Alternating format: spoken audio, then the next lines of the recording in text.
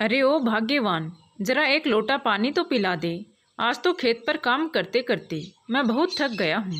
कहते हुए अनिल अपने कंधे से गमछा लेकर अपने माथे का पसीना पोंछते हुए खटिया पर बैठ गया और ठंडी आहें भरते हुए लेट गया। तभी उसकी पत्नी रचना एक लोटा पानी और थोड़ा सा गुड़ लेकर आई तो अनिल उठकर बैठा हुआ और उसने गुड़ खाकर पानी पिया, जिससे उसे थोड़ी राहत मिली। तभी उसका 7 वर्षीय बेटा सारंग अपने दोस्त कायरव के साथ एक बड़ा सा खिलौना लेकर आया और अनिल को वो खिलौना दिखाते हुए बोला, बापू ये देखो, कायरव के बापू उसके लिए कितना सुंदर खिलौना लाए हैं। मेरे लिए भी ऐसा ही खिलौना इस दुर्गा पूजा के मेले से जरूर ला देना। अपने बेटे की बात सुनकर अनिल का दिल तड़प उठा। इस गरीबी में वह अपने इकलौते बच्चे की छोटी मोटी फरमाइशें भी पूरी नहीं कर पा रहे थे। वो अपने बेटे को दिलासा देते हुए बोले, जरूर ला दूंगा बेटा, तब तक तुम इसी खिलौनों से खेल लो और खेलने के बाद इसे वापस कर देना। सारंग पिता का आश्वासन मिलते ही मुस्कुराते हुए उछलता कूदता वहां से चला गया। सारंग के जाते ही अनिल के माथे पर परेशानी की सैकड़ों रेखाएं खींच गई और उसकी आंखें सजल हो उठी। तभी उनकी पत्नी रचना ने उनका उदास मुख देखा तो पूछने लगी, क्या हुआ जी, आप इतना उदास क्यों लग रहे हो?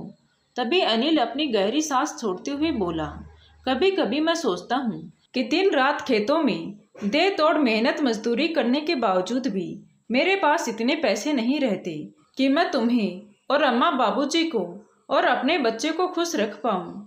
कितने साल हो गए, किसी भी त्योहार पर नए कपड़े तो दूर, कोई खास पकवान बनाने तक के पैसे नहीं रहते मेरे पास।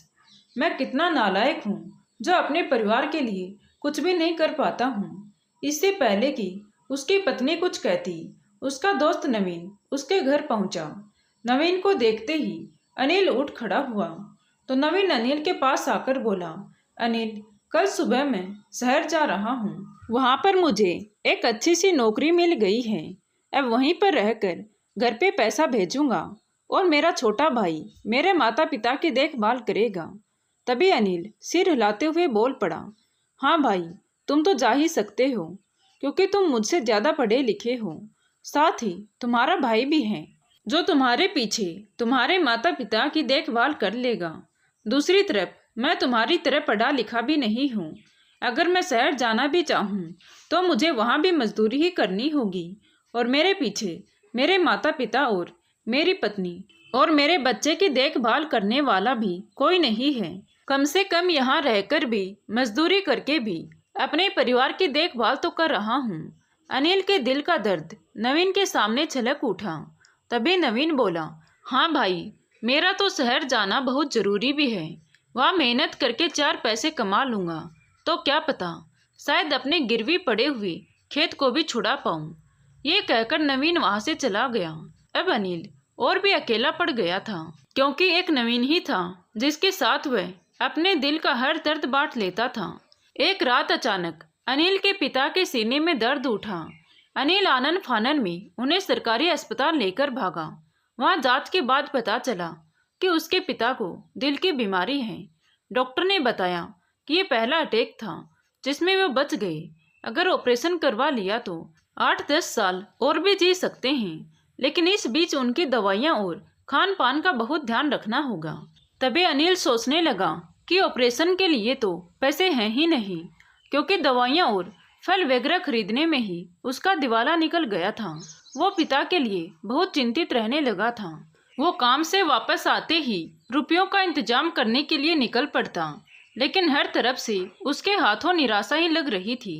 इधर रचना अपने पति का सहयोग करते हुए अपने ससुर जी की खूब सेवा करती थी। सेवा करने के अलावा उसके पास कोई और उपाय भी तो नहीं था। एक दिन अनिल की माँ कथा में गई हुई थी और अनिल के पिता अपने खटिया पर लेटे हुए थे। वो भी अनिल की परेशानी समझते थे क्योंकि उन्हें घर की आर्थिक स्थिति का ज्ञान था। फिर भी उनकी दवाइयाँ, फल और सब्जियाँ सब उन्हें कहाँ से मिल पा रहा था, इस रहस्य से वह भी अनजान नहीं थे। उन्हें अनुमान था कि उनका बेटा उनके बूढ़े शरीर में प्राण बनाए रखने के लिए जरूर कर्ज का बोझ उठाने जा रहा होगा। वह टूटे हुए छप्पर की ओर ताकते हुए गहरी सोच में खोए हुए थे। तभी उनको जोरों की प्यास लगी। उन्होंने देखा कि उनके लोटे में पानी नहीं था तो वह धीमे कदमों से रसोई में आई। जैसे ही उन्होंने मटके से पानी निकाला तो उनके हाथों से लोटा छुटकर गिर पड़ा। उनकी बहू की नींद टूट गई और वो झुंझलाते हुए बोल पड़ी कि इस बिल्ली को भी चैन नहीं है। हम गरीबों के घर में कौन सी दूध की मटकी भरी पड़ी है जो ये हर वक्त यहाँ कूद पड़ती है। वो तेजी से रसोई में पहुंची तो उसके ससुर जी दीवार पकड़े हुए खड़े थे। उन्हें देखते ही रचना बोल पड़ी, बाबूजी, आप यहाँ क्या कर रहे हैं? मुझे ही आवाज लगा देते। अगर पानी खत्म हो गया था तो मैं ही ला देती। और उसने तुरंत पानी निकालकर अपने ससुर राम सिंह जी को पिलाया। तभी राम सिंह जी बोले, बहू, मुझे आंगन में बैठना है। तो रचना ने जल्दी से आंगन में खटिया बिछा दी और फिर राम सिंह जी वहां बैठ गए। अपनी बहू को इस तरह देखकर राम सिंह जी की आंखों से आंसू आ गए। तभी रचना घबरा कर बोली, क्या हुआ बाबूजी, कहीं दर्द हो रहा है क्या? तभी राम सिंह जी कोमल स्वर में बोले, नहीं बहू, मैं तो अपने बच्चों से अपनी सेवा भाव देखकर भाव विभोर हो गया। तुम मेरे लिए कितना कुछ करती हो और अनिल भी मेरे लिए कितना परेशान रहता है। अब लग रहा है मैं ज्यादा दिन जी नहीं पाऊंगा। अपने ससुर जी की बात सुनते ही रचना तुरंत बोल पड़ी, बाबूजी, आप ऐसे अशुभ बातें मत कहिए। तभी राम सिंह जी भीगे स्वर में बोले, देखो बहू, मेरे जाने के बाद मेरी आत्मा की शांति के लिए तुम लोग ज्यादा परेशान मत होना। मैं जानता हूँ कि गांव वाले मृत्यु भोज करने की मांग करेंगे, लेकिन उनकी वजह से मेरे बच्चे कर्ज में डूब जाएंगे तो मेरी आत्मा को शांति कैसे मिलेगी? मुझे जीते जी शांति चाहिए बहू। मुझे आश्वासन दो कि मेरे जाने के बाद तुम लोग मेरी वजह से कर्ज में नहीं डूबोगे, तभी मेरी आत्मा को शांति मिलेगी। इतना कहकर वह सुनने में ताकने लगे। रचना भला क्या आश्वासन देती, वो तो खुद आंचल से मुंह छुपाकर रोने लगी। रोने के अलावा वो कर भी क्या सकती थी। शाम को अनिल खेत में काम कर रहा था कि तभी उनका पड़ोसी दौड़ता हुआ आया और घबराई हुई आवाज में अनिल से बोला, जल्दी घर चलो, अनिल तुम्हारे पिताजी अब इस दुनिया में नहीं रहे। तो वो बेतहाशा दौड़ता हुआ घर की तरफ भागा। घर पर लोगों का हुजूम लगा हुआ था। तभी वो अपने पिता से लिपट लिपट कर रोने लगा। लेकिन लोग कितना भी विलाप करें, गया हुआ इंसान कभी वापस नहीं आता। रचना की आंखें भी लगातार बरस रही थी। वो अपनी सास को संभालने में लगी हुई थी। सभी लोग अनिल को दिलासा भरी बातें बोल बोल कर हिम्मत दे रहे थे, लेकिन जिसने अपने पिता को खो दिया वह कैसे इतनी आसानी से शांत हो सकता था। पूरा परिवार शोक में डूबा हुआ था। अनिल ने विधिवत रूप से अपने पिता का अंतिम संस्कार किया।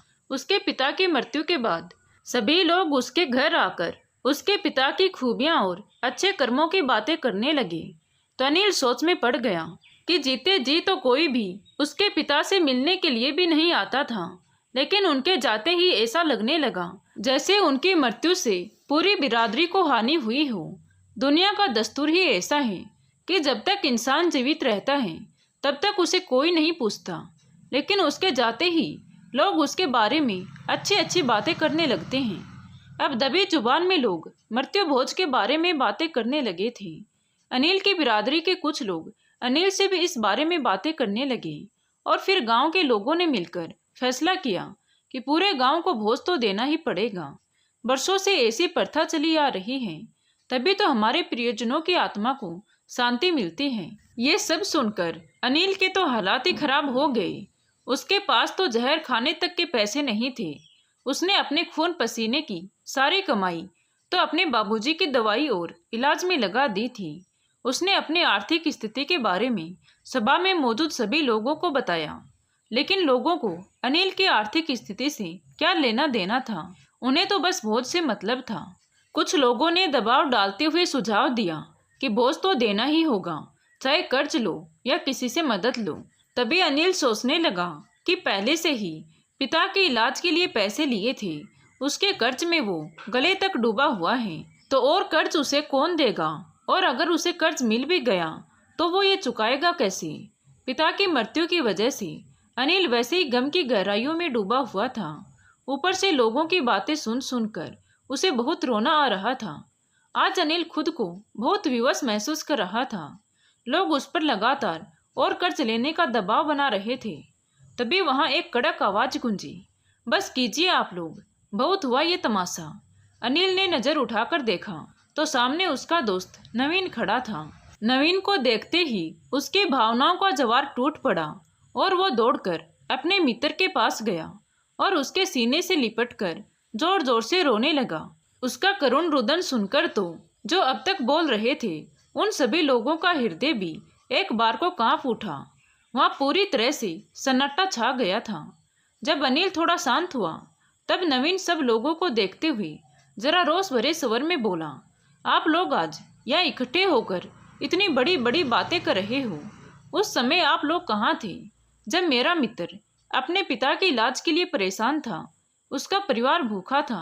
तब क्या किसी ने इसकी मदद करने की कोशिश की? क्या किसी ने इससे पूछा कि इसके पिता के इलाज के लिए इसे रुपए तो नहीं चाहिए? लेकिन नहीं, तब तो कोई नहीं आया। जब तक वह इंसान इस दुनिया में था तब तक तो किसी ने उनकी सुध ही नहीं ली, और जब वह इस दुनिया में नहीं रहे तो मृत्यु भोज के लिए आप इस जीवित इंसान को कर्ज के बोझ तले दफन हो जाने के लिए कह रहे हो। जीते जी तो उस इंसान ने भूख और गरीबी के मारे कभी शांति से जीवन नहीं गुजारा, और अब आप उसकी आत्मा की शांति के लिए मृत्यु भोज की बात कर रहे हो। इस बात की क्या गारंटी है कि कर्ज लेकर भोज देने से उनकी आत्मा संतुष्ट हो जाएगी? उनकी आत्मा तो तब शांत होगी जब इसका परिवार सुखी हो जाएगा। क्या आप लोगों के पास ऐसा उपाय है जिससे इसका पारिवारिक जीवन सुखमय हो जाए? आज अगर आप लोग मेरा साथ दें तो इसके पिता के आत्मा की शांति की गारंटी मैं लेता हूँ। मेरे पास तो एक उपाय है, बोलिए क्या आप सभी इसकी मदद करेंगे? तो सभा में सभी लोग उसका मुंह ताकने लगे।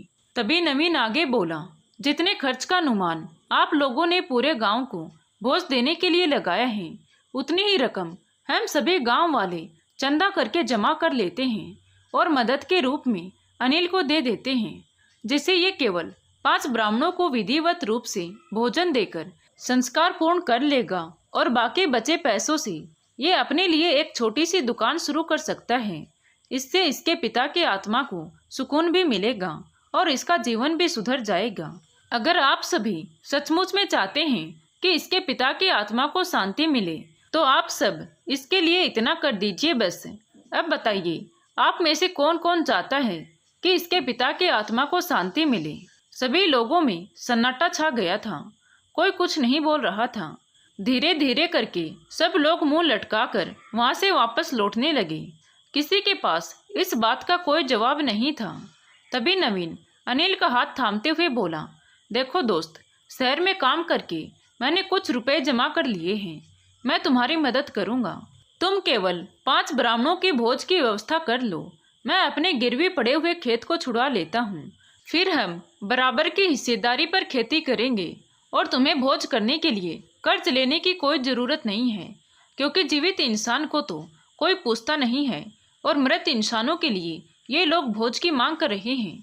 तुम्हें इन सब आडंबरों में पड़ने की कोई ज़रूरत नहीं है। तुम अपना और अपने परिवार का अच्छे से ध्यान रखो। बाबूजी की आत्मा को इसी में सुकून मिलेगा। अपने मित्र की बातें सुनकर अनिल भावुक होते हुए उसके गले से लग गया और कुछ दिनों के बाद दोनों दोस्त मिलकर खेती करने लगे और धीरे धीरे अनिल के घर की आर्थिक स्थिति पहले से बेहतर हो गई थी। अपने बच्चों को सुकून से जीते हुए देखकर उसके पिता की आत्मा भी कहीं ना कहीं तृप्त हो चुकी थी। तो दोस्तों, आपको अनिल के दोस्त का सुझाव कैसा लगा कमेंट करके ज़रूर बताएं। कहानी अच्छी लगी हो तो प्लीज़ वीडियो को लाइक, शेयर एंड सब्सक्राइब ज़रूर करें। Thank you.